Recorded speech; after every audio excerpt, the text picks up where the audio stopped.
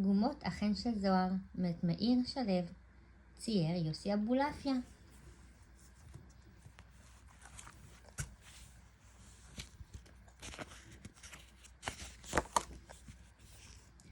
פעם גרה בירושלים ילדה ושמה זוהר.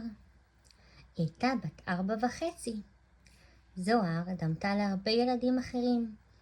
היו לה עיניים חומות ויפות, ואף קטן ומתוק, ושיער חלק ונעים, ופרצוף נחמד ושמח.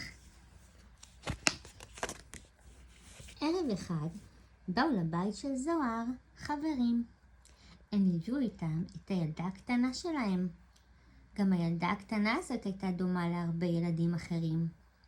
אבל היה לה עוד משהו מאוד מיוחד. כשהיא הייתה מחייכת, היו לה גומות חן. זוהר ראתה את הילדה האחרת, והרגישה שהיא מוכרחה שגם לה יהיו גומות חן.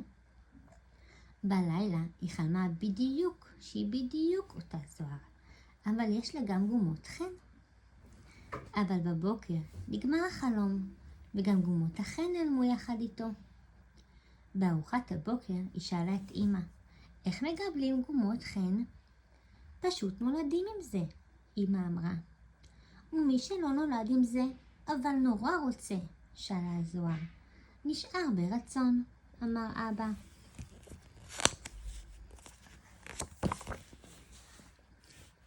בצהריים הלכה זוהר למכולת של כהן עם רשימה. כהן שם לה בסל לחם, חלב, לבן וחלבה.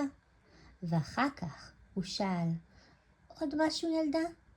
כן, אמרה זוהר. 2 גומות חן בבקשה.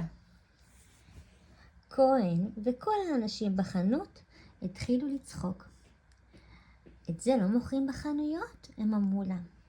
זוהר חזרה הביתה עם לחם, חלב, לבן וחלבה, ובלי גומות חן.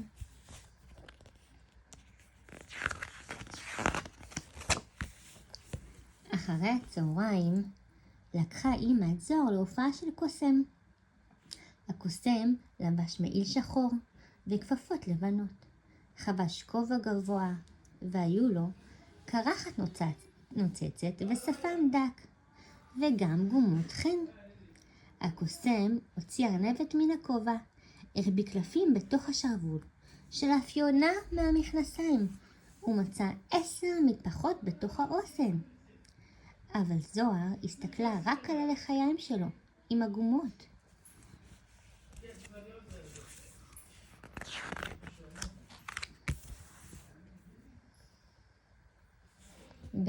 בסוף